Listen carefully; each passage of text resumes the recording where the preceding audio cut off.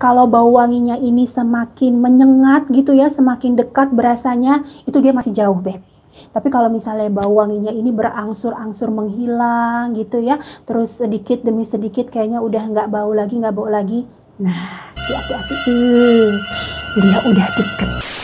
Hai Beb, selamat datang kembali di vlog gue. Di vlog yang lalu, gue pernah menceritakan pengalaman salah satu artis Indonesia yang sempat melanggar aturan atau berkata sompral di daerah yang dipercaya oleh warga setempat sebagai tempat yang sakral atau angker, Beb.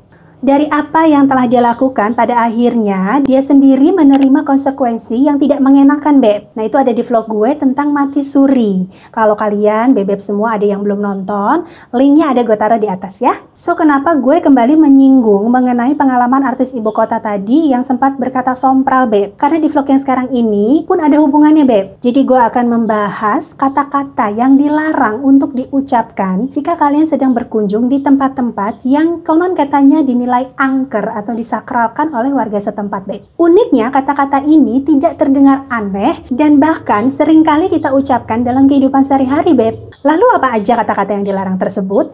Dan di daerah mana aja kita dilarang untuk menyebutkan kata-kata itu? Ini dia rangkumannya, Beb. Salah satu larangan yang cukup populer ketika kalian berkunjung ke Goa Jepang dan Goa Belanda yang berada di Bandung, ini pantangannya adalah mengucapkan kata lada. Para pengunjung harus sangat berhati-hati dalam berbicara saat ke tempat ini, Beb, termasuk dengan tidak menyebutkan kata lada. Menurut mitos masyarakat setempat, kata tersebut berkaitan dengan nama seorang tokoh masyarakat yang begitu dihormati, yaitu Eyang Lada Wisesa. Jika seseorang nekat mengucapkan kata lada, konon akan mengalami kejadian-kejadian mistis. Ada yang bisa tiba-tiba jatuh, merasakan hawa yang membuat bulu kuduk merinding, bahkan sampai ada yang paling parah ya, Beb, ini bisa kerasukan. Jadi menurut cerita yang berkembang, Beb, kata lada ini bisa mengusik atau mengundang amarah dari para arwah tentara Belanda dan Jepang di goa tersebut. Karena kan kata lada ini berasal dari nama seorang tokoh yang disegani ya, Beb ya, dan sangat ditakuti di zamannya. Jadi kenapa ini bisa mengusik para arwah yang ada di goa tersebut? Karena katanya ya, Beb ya, kalau misalnya kita menyebutkan kata tersebut, si sosok yang memiliki nama ini, Eyang Lada Wisesa tadi, dia akan muncul. Nah, kemunculannya ini akan membuat takut para roh-roh gentayangan yang ada di goa-goa tersebut, Beb. Makanya sebisa mungkin mereka akan mengusik para pengunjung yang mencoba untuk mengatakan kata lada tersebut, Beb. Jadi diganggu nih pengunjung-pengunjung yang berani atau nekat untuk mengucapkan kata-kata tersebut. Mereka bisa jadi merasa ketakutan, merasakan hawa yang negatif, atau bahkan bisa kerasukan, Beb. Untuk pembuktiannya sendiri, Beb, ini sudah pernah dilakukan oleh teman-teman kita di YouTube channelnya Jurnal Risa. Nah, di situ mereka ada sempat uji nyali dan membuktikan dengan menyebutkan kata tersebut secara berulang-ulang. Kalau kalian penasaran uji nyalinya gimana, terus pada akhirnya setelah mengucapkan kata tersebut, konsekuensinya atau kejadian yang terjadi kemudian seperti apa, kalian boleh langsung meluncur ke channel yang bersangkutan ya. Selanjutnya, Beb. Warga sekitar percaya jika ada yang menyebutkan kata kepiting saat berada di daerah ini, maka akan mendapatkan kemalangan, Beb. Nah, uniknya warga sekitar ini mengganti nama kepiting tersebut dengan sebutan kerbau. Jadi mesti diinget-inget tuh, Beb, kalau misalnya lagi di sekitaran Gunung Krakatau, misalnya kalian nggak sengaja nih ngeliat kepiting gitu ya, atau kepikiran kepiting, pengen makan kepiting lada hitam atau saus padang atau apa, fokus. Diganti nama kepitingnya jadi kerbau saus padang atau kerbau lada hitam. Gitu, biar aman ya.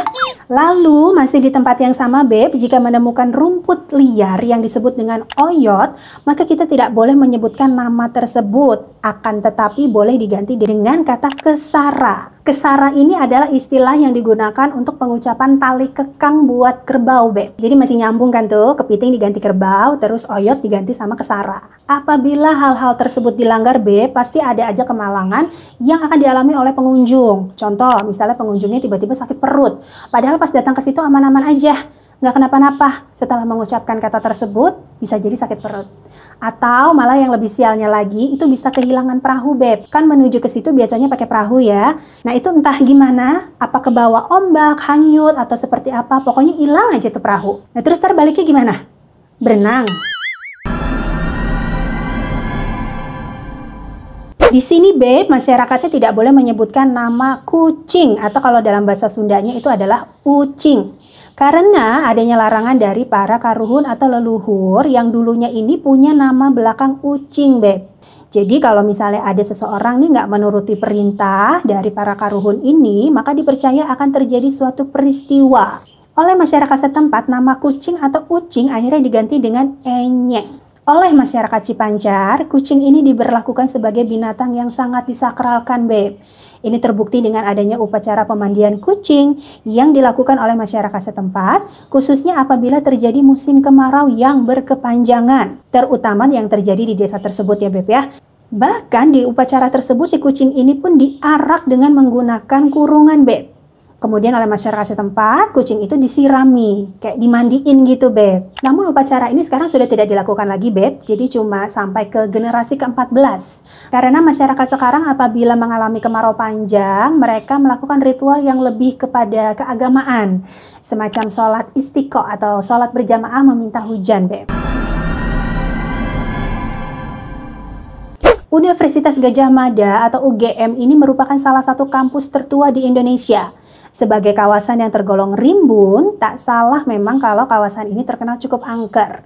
Sebuah jalan melingkar dengan pohon-pohon beringin besar dan pepohonan lain di sekitarnya ini membuat suasana di tempat tersebut makin berasa merindingnya, Beb. Ranting dan dedaunan yang seakan memayungi jalan seringkali bikin bulu kuduk kita merinding. Banyak nih dari orang-orang yang mengalami kejadian ganjil di tempat tersebut, Beb. Termasuk adanya mitos nyanyian gugur bunga di tempat ini. Lagu gugur bunga ini adalah lagu atau himne penghormatan untuk para pahlawan yang telah meninggal. Konon, jika kamu menyanyikan lagu gugur bunga di tempat ini, pada saat malam hari, kamu akan didatangi oleh hantu penunggu bundaran teknik.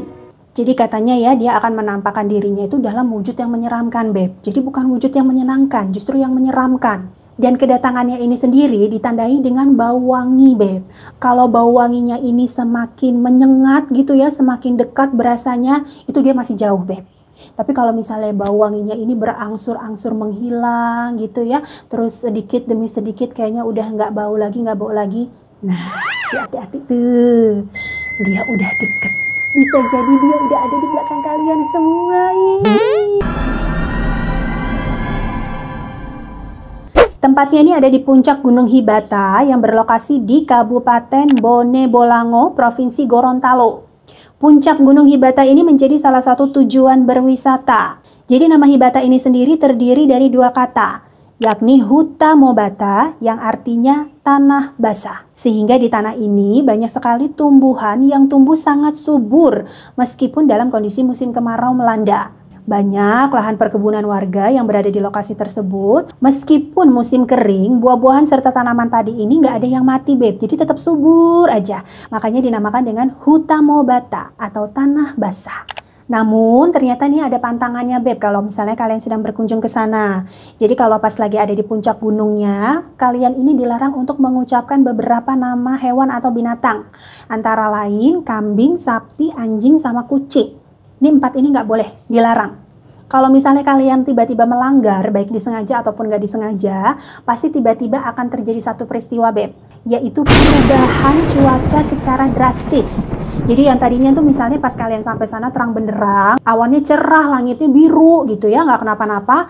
Nah pas kalian udah ngucapin salah satu dari 4 nama hewan tadi, itu akan tiba-tiba langitnya menjadi gelap, udah gelap terus tiba-tiba angin, hujan deras, petir, wah badai lah pokoknya. Karena dulu sempat ada kejadian katanya, Beb.